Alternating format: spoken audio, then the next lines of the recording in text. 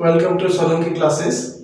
आज हम जो है सिंपल प्रेजेंट टेंस के आगे जो है करेक्ट फॉर्म ऑफ वर्क का जो स्टडी कर रहे थे उससे आगे हम पढ़ना शुरू करेंगे। तो इसके यूजेस के बारे में देखेंगे। कल हमने कुछ एडवर्बियल्स देखे थे। इस टेंस में कौन कौन से एडवर्बियल्स जो यूज में लिए जाते हैं उसके बारे में हमने स्टडी करा था। आज हम जो है कुछ यूजेस और देखेंगे इसके। तो फर्स्ट जो है इसका यूजेस जो है वो है आपका to show universal truth, scientific fact, habitual action। Universal truth का मतलब होता है सार्वभौमिक सत्य।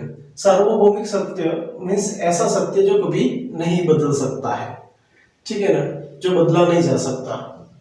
ओके, साइंटिफिक फैक्ट का मतलब होता है वैज्ञानिक तथ्य।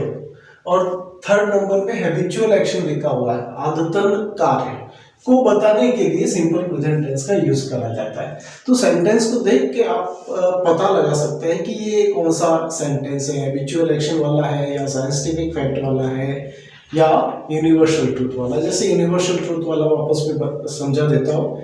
ऐसे सेंटेंस जो कभी भी नहीं बदल सकते, कभी नहीं बदल सकते मतलब जिनका सत्य कभी भी नहीं बदला जा सकता है। जैसे यहाँ पे दे रखा है, फर्स्ट है the sun rises in the east. The sun rises in the east लिखा हुआ है। तो यहाँ पे सूर्य पूर्व दिशा में उदय होता है। राइज का मतलब उदय होना, तो पूर्व दिशा में ही उदय होता है। इस बात को कभी भी बदला नहीं जा सकता है, मतलब भविष्य में भी कभी नहीं बदलेगा यह सत्य, क्योंकि ये पूर्व दिशा में उदय होगा तो पूर्व दिशा में ही उदय होगा। तो ये यूनिवर्सल ट्रूथ में आएगा ये सेंटेंस। अब देखो यहाँ पे हम सिंपल प्रेजेंट टेंस की बात कर रहे हैं, तो यहाँ पे सिंपल प्रेजेंट टेंस का ही यूज हुआ है। यहाँ पे सब्जेक्ट द सन दे रखा है, सिंगुलर है, तो वर्ब के साथ एस या ईएस लगा हुआ है। ये पॉजिटिव सेंटेंस है, इसलिए वर्ब के साथ क्या लगेगा, एस या ईएस, जब सब्जेक्ट सिंगुलर है। ये हमने बता दिया था कब वर्ब के साथ एस या ईएस लगाना, कब नहीं लगाना है। ये कल जो हमने पढ़ा था उसमें हमने पिछले वीडियो में समझाया था। ओके, नेक्स्ट है यहाँ पे यूनिवर्सल ट्रूथ के अंतर्गत दूसरा सेंटेंस दे रखा है, the sun sets in the waste.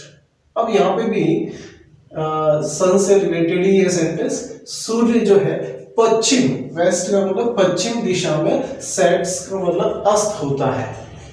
यहाँ पे भी वर्ब के साथ एस लगा हुआ है क्योंकि द सन सिंगुलर है, तो सिंगुलर होता है तो वर्ब के साथ एस या एस लगाते हैं। नेक्स्ट है the stars shine at night. अब यहाँ पे स्टार्स जो है वो प्लूरल है, इसलिए हमने वर्ब की फर्स्ट फॉर्म ही भरी है, यहाँ पे शाइन भरा है, एस या एस नहीं लगाया यहाँ पे, क्योंकि स्टार्स क्या है यहाँ पे प्लूरल है। तो ये हमने कल सीखा था कि सब्जेक्ट अगर प्लूरल होता है तो वर्ब की फर्स्ट फॉर्म ही आएगी, एस या एस नहीं आएगा। अब देखो ये भी आपके यूनिवर्सल ट्रूथ के अंतर्गत ही आता है ये सेंटेंस भी। तारे रात को चमकते हैं तो रात को ही चमकते हैं, शाइन करते हैं रात को करते हैं, तो ये यूनिवर्सल ट्रूथ है। दिन को कभी भी तारे जो है शाइन नहीं करेंगे, नहीं चमकेंगे। नेक्स्ट है यहाँ पे the earth moves around the sun. पृथ्वी सूर्य के चारों तरफ चक्कर काटती है। ओके, तो ये भी आपका यूनिवर्सल ट्रूथ वाला सेंटेंस है। तो यहाँ पे द अर्थ सिंगुलर है, इसलिए मूव वर्ब के साथ एस लगा दिया गया है इसमें। Next, water boils at 100 degree centigrade. देखो यहाँ पे देखिएगा, वाटर जो है वो अनकाउंटेबल नाउन है, और अनकाउंटेबल नाउन हमेशा सिंगुलर काउंट किए जाते हैं। और जब ये सब्जेक्ट सिंगुलर है तो वर्ब के साथ, या बॉइल का मतलब होता है उबलना, ठीक है, वर्ब के साथ एस लगा के लिखा गया है। तो ये सिंपल प्रेजेंट टेंस के पॉजिटिव सेंटेंस को शो कर रहा है, ठीक। तो water boils at 100 degree centigrade, ये जो है आपका साइंटिफिक फैक्ट है, ये साइंस से रिलेटेड सेंटेंस है। तो ये साइंटिफिक फैक्ट है कि पानी 100 डिग्री सेंटीग्रेड होते ही उबलने शुरू हो जाता है। नेक्स्ट है वुड फ्लोट्स ओवर वाटर। पानी जो वुड मीन्स लकड़ी जो है वो पानी पर क्या करती है, फ्लोट करती है। फ्लोट का मतलब तैरती है। तो यहाँ पे भी वुड सिंगुलर है, इसलिए एस लगा के यहाँ पे लिखा गया है वर्ब को। फ्लोट्स ओवर वाटर लिखा है। नेक्स्ट इसका यूज है इन प्रोवर्ब। इन प्रोवर्ब का मतलब कहावतों में, कहावतें होती है उसमें भी सिंपल प्रेजेंट टेंस का यूज करते हैं। तो यहाँ पे कौन कौन सी प्रोवर्ब्स दे रखी है वो देख लेते हैं। Barking dogs seldom bite.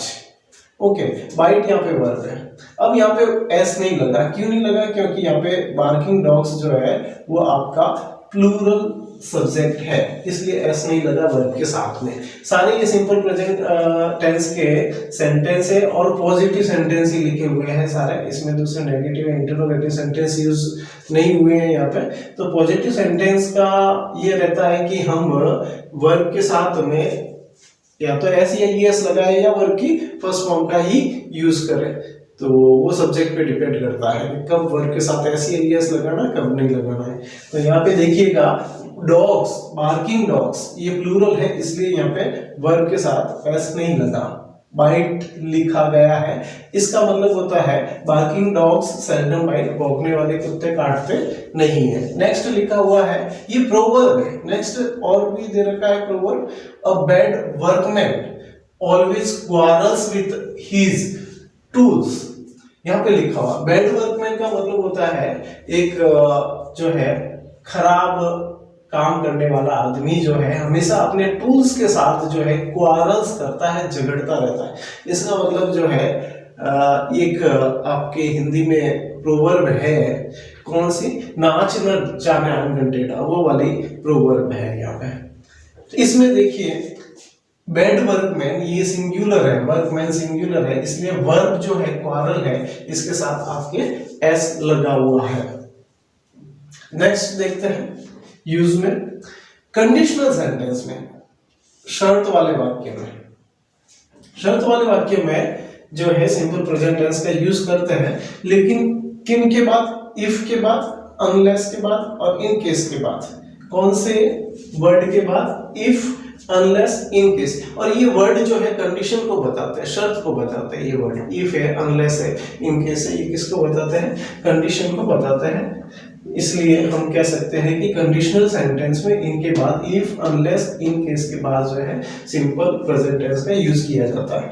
ये जो है आपके सेंटेंस दे रखे हैं वो क्लॉज में दे रखा है। यहाँ पे कैसे देखो, पहला सेंटेंस दे रखा है इफ ही, यहाँ पे वर्ब है come, to me I shall help you. तो आपको ये ध्यान रखना है कि इफ वाला जो सेंटेंस है, ठीक है, जिसको हम इफ क्लॉज भी कह सकते हैं, और दूसरा जो क्लॉज है आपका main clause, I shall help you, ठीक है। तो यहाँ पे देखिएगा इधर वाला जो टेंस है वो है simple future tense, simple future tense. या फिर मैं ये कह सकता है कि अगर सब्जेक्ट के बाद अगर विल शैल वर्ब की फर्स्ट फॉर्म आती है, सब्जेक्ट के बाद विल शैल और वर्ब की फर्स्ट फॉर्म आती है, तो इफ वाला जो क्लॉज होगा उसमें सिंपल प्रेजेंट टेंस का यूज करेंगे। इफ वाला क्लॉज ये वाला यहाँ पे इफ वाला, और दूसरा वाला जो हम कह सकते हैं मेन क्लॉज है यहाँ पे, जिसमें विल शैल या वर्ब की फर्स्ट फॉर्म, जैसे आई के साथ शैल आ गया वही हेल्प वर्ब की फर्स्ट फॉर्म है, तो हम जो है यहाँ पे सिंपल प्रेजेंट टेंस का इफ वाले क्लॉज में यूज करेंगे। तो यहाँ पे ही सब्जेक्ट था इसलिए वर्ब कम के साथ जो है एस लगा दिया गया है, मींस ये सिंपल प्रेजेंट टेंस है। वर्ब के साथ एस या एस लगता है, इसका मतलब सिंपल प्रेजेंट टेंस है। नेक्स्ट एग्जांपल लेते हैं, if he does not work hard he will fail. यहाँ पे लिखा हुआ है कि अगर वो काम नहीं करेगा तो वो फेल हो जाएगा। ओके, अब देखिएगा इधर भी आपके विल है और वर्ब की फर्स्ट फॉर्म है। क्या है? विल और वर्ब की फर्स्ट फॉर्म है, तो इधर कौन सा टेंस? इफ वाले क्लॉज में सिंपल प्रेजेंट टेंस बनना है। अब देखिए यहाँ सिंपल प्रेजेंट टेंस जो है उसका नेगेटिव भरा हुआ है, डज नॉट वर्क। क्या भरा हुआ है? डज नॉट वर्क, ठीक है। अब ही सब्जेक्ट था इसलिए डज आ गया, फिर नॉट लगा दिया और वर्ब की फर्स्ट फॉर्म बढ़ दी गई है, तो यहाँ पे आ जाएगा he does not work. If he does not work hard, अगर वो मेहनत नहीं करेगा ही विल फेल, वो फेल हो जाएगा। ओके, अब देखिएगा यहाँ पे नेक्स्ट है अनलेस के बाद। अनलेस के बाद भी आपको कौन सा टेंस बनना है? सिंपल प्रेजेंट टेंस बनना है। तो देखिएगा इसमें भी विल और विल के बाद वर्ब की फर्स्ट फॉर्म है, तो यहाँ पे अनलेस के बाद कौन सा? सिंपल प्रेजेंट टेंस बना हुआ है, मींस सब्जेक्ट के बाद जो है वर्ब की फर्स्ट फॉर्म के साथ एस लगा हुआ है, ही सब्जेक्ट है।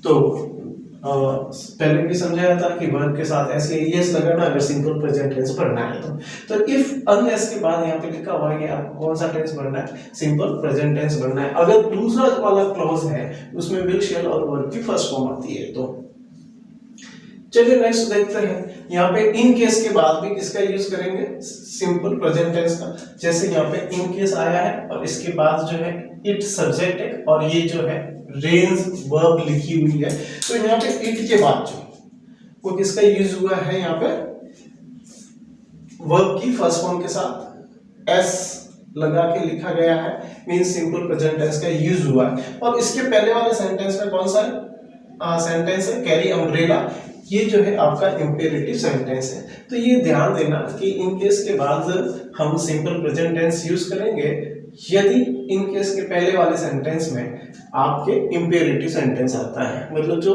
वर्ब से शुरू होता है, वर्ब की फर्स्ट फॉर्म से शुरू होता है, वो इंपेरेटिव सेंटेंस कहलाता है। जैसे कैरी अम्ब्रेला, कैरी वर्ब है, अम्ब्रेला का मतलब होता है छाता। इन केस इट रेन, ठीक है, आप अम्ब्रेला साथ ले जाओ कहीं बारिश ना हो जाए। इन केस इट रेन्स का मतलब अम्ब्रेला साथ ले जाओ कहीं बारिश ना हो जाए।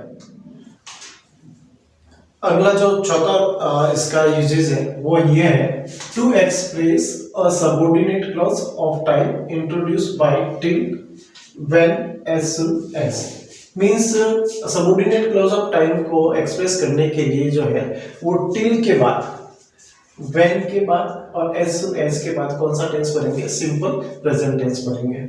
जैसे यहाँ पे स्ट्रक्चर मैंने दे रखा है, यहाँ पे टिल और व्हेन के पहले इंपेरेटिव सेंटेंस हो, ठीक है, तो टिल के बाद और व्हेन के बाद जो है सब्जेक्ट आएगा और सब्जेक्ट के बाद हम वर्ब की फर्स्ट फॉर्म या वर्ब की फर्स्ट फॉर्म के साथ एस या ईएस भरेंगे, मीन सिंपल प्रेजेंट टेंस भरेंगे।